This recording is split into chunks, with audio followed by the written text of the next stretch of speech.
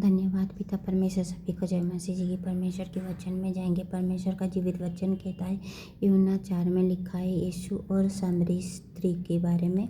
फिर जब प्रभु को मालूम हुआ कि फरीसियों ने सुना है कि यीशु यूहन्ना से अधिक चेले बनाता और उन्हें बपतिस्मा देता है, तथापि यीशु स्वयं नहीं वरन उसी के चेले बपतिस्मा देते थे, तब वो यहूदियों को छोड़कर फिर गलील के चला और उसी के सामरियों से होकर जाना आवश्यक था। इसीलिए वो सुखा नाम का सामरियों के एक नगर तक आया, जो उस भूमि के पास है जैसे याकूब ने अपने पुत्र यूसुफ के दिए थे, और याकूब का कुआं भी वहीं था।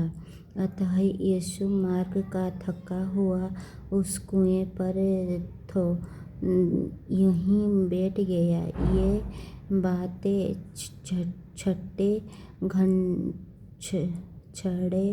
घंटे के लगभग हुई।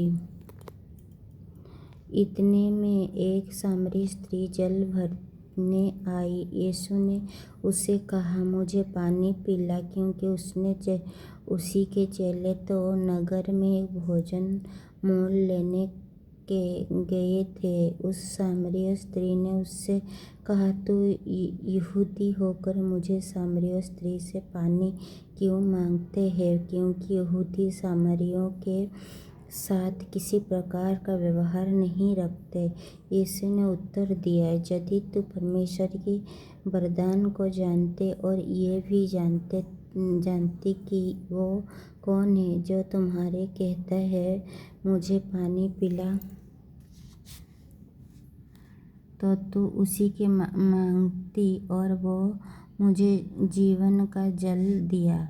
स्त्री ने उससे कहा, है प्रभु, तेरे पास जल भरने को तो कुएं है भी नहीं, और कुआं गहरा है, तो फिर वो जीवन का जल तेरे पास कहाँ से आया?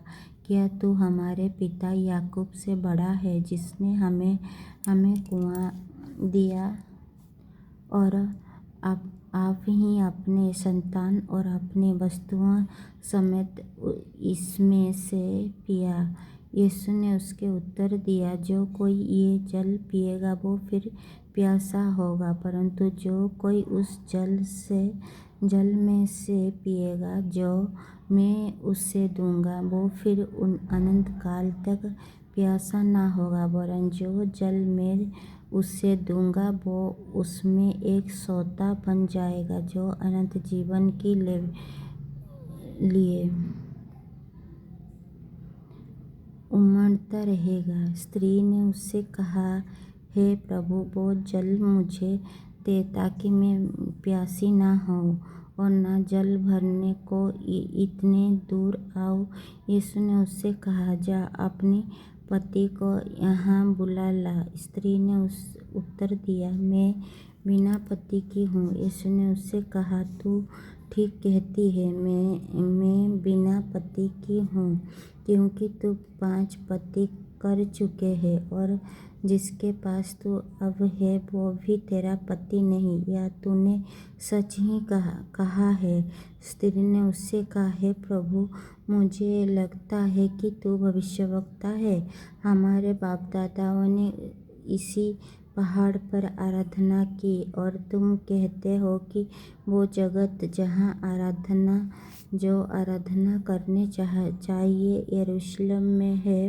यीशु ने उससे कहा, हे नारी, मेरे बात को विश्वास कर कि वो समय आता है कि तुम ना तो इस पहाड़ पर पिता की आराधना करेंगे, ना यरूशलेम में। तुम जैसे नहीं जानते उसी की आराधना करते हो, और हम जिससे जानते हैं उसी की आराधना करते हैं, क्योंकि उद्धार यहूदियों में से है। परंतु वो समय आता है, वरन अब भी ये, जिसमें सच्चे भक्त पिता की आराधना आत्मा और सच्चाई से करेंगे, क्योंकि पिता अपने लिए ऐसे